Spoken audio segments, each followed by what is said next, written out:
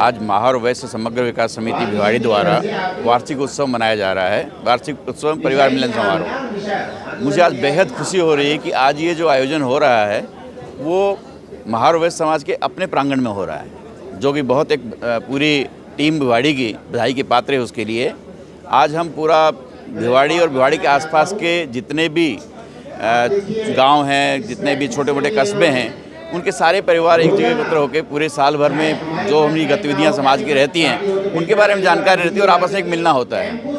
और आज हम इसी आयोजन में अपने समाज के प्रतिभावान छात्र छात्राओं को सम्मानित करेंगे, अपने समाज के बुजुर्गों को जिनकी 65 से ज़्यादा उम्र के हैं उन लोगों को सम्मानित करेंगे, और बाहर से जो आए हुए हमारे अतिथि वो समाज में क्या हो रहा है उसकी जानकारी अपने समाज के लोगों को देंगे। यहाँ लगभग मेरे हिसाब से एक मिनी महावर वैश्य समाज का क्षेत्रीय कार्यक्रम के रूप में से जाना जाता है और देखा जाता है। आपके पास समाज की बड़ी जिम्मेदारी है और बहुत महत्वपूर्ण सवाल है कि आपका जो समाज है उससे पूरी अर्थव्यवस्था चलती है। जी, आजकल क्राइम को लेकर के बहुत बोलबाला रहता है, बाजार मार्केटों में कई बार लोग शिकार हो जाते हैं। उनके लिए समाज की तरफ से क्या पहल की जाएगी? बच्चों के लिए, उनके लिए अगर व्यापार डूब जाए तो व्यापार को आगे चलाने के लिए क्या सहयोग दिया जाता है, या उनके बच्चों को आगे बढ़ाने के लिए क्या समाज की तरफ से? देखिए, समाज का मतलब समाज में सभी समाहित होते हैं, और यदि समाज में यदि इस तरह की कोई घटना होती है, मैं आपको बहुत पहले ले जाना चाहता हूँ, जहाँ आज से बहुत वर्ष पूर्व आपको याद होगा भद्रक में एक बार दंगे हुए थे, और उसी से ही को देखते हुए वैश्य महासम्मेलन की स्थापना हुई थी। वैश्य समाज का सारा, हम लोग महावर समाज एक वैश्य समाज का एक घटक है, तो जहाँ कहीं भी समाज को आवश्यकता होता है तो उसके साथ हमेशा समाज खड़ा हुआ होता है, जिस रूप में भी आवश्यकता हो, चाहे वो आर्थिक रूप में हो, यदि किसी कारण से उनको नुकसान हो गया है तो समाज उसके साथ खड़ा हुआ है। समाज के बच्चे आगे पढ़ना चाहते हैं तो उनके साथ उनके लिए गाइडेंस के लिए भी समाज खड़ा हुआ है। तो समाज में एक दायित्व होता है सामाजिक हर किसी का, तो उसमें सभी लोग मिलकर समाज को आगे बढ़ाने का प्रयास करते हैं। अक्सर देखा जाता है महावर वैश्य समाज के बच्चों की अगर हम बात करें तो व्यापार की तरफ ज़्यादा बढ़ते हैं। मैं यहाँ थोड़ा सा, आज से 10 वर्ष पूर्व यदि हम देखते तो ज़्यादातर वैश्य समाज का मतलब है व्यापारिक व्यवसायिक संबंधी, लेकिन पिछले 10 वर्षों में हमारे यहाँ के विद्यार्थियों ने, छात्रों ने बहुत से अच्छी क्वालिफिकेशन पाके सर्विस इंडस्ट्री में अपने आप को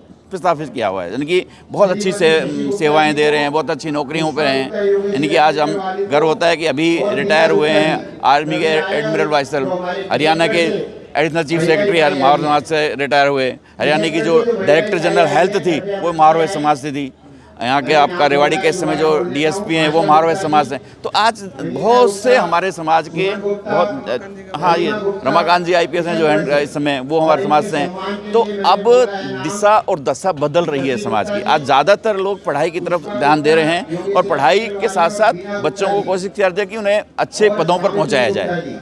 जो समाज अपने आप एक मजबूत और एक धुरी हो जाता है जी, तो आपकी तरफ बहुत सारी नज़रें उठती है, बहुत सारी नज़रें ऐसी हो जो जिनको ज़रूरत होती है, और आपकी तरफ देखते हैं तो बहुत सारे समाज है या हमारे देश में बहुत ज़रूरतमंद लोग हैं, उनके लिए अगर उनके सहयोग के लिए कभी समाज की तरफ से कदम उठाया जाए तो क्या कदम उठाया जाए? देखिए, वैश्य समाज का मतलब है पुरानी परंपरा, सनातनी परंपरा कि अपने कमाई का दशांश पहले निकाला जाता था। कोई भी काम शुरू करते थे निकालते, तो गवर्नमेंट ने तो CSR अभी शुरू किया है, नहीं, कॉर्पोरेट सोशल रेस्पॉन्सिबिलिटी को गवर्नमेंट ने कुछ वर्ष पूर्व शुरू किया है, लेकिन वैश्य समाज बहुत वर्षों से, चाहे आप कोई धार्मिक स्थान देख लीजिए, वहाँ मंदिर किसके बनाए हुए होंगे, धर्मशालाएं देख लीजिए, स्कूल देख लीजिए, अस्पताल देख लीजिए, तो समाज हमेशा ही अपने कमाई का कुछ हिस्सा सामाजिक दायित्वों को निर्वहन के लिए करता रहता है। आज के कार्यक्रम में कहाँ से समाज के जो प्रतिनिधि हैं पहुँचे?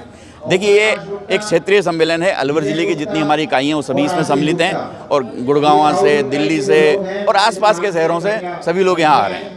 समाज के प्रतिभावान छात्र छात्राओं के लिए, व्यापारी वर्ग के लिए, जो नवयुवक हैं, व्यापारी हैं या अच्छे स्तर पर पहुँच रहे हैं, उनके लिए आप क्या कहेंगे हौसला अफजाई के लिए?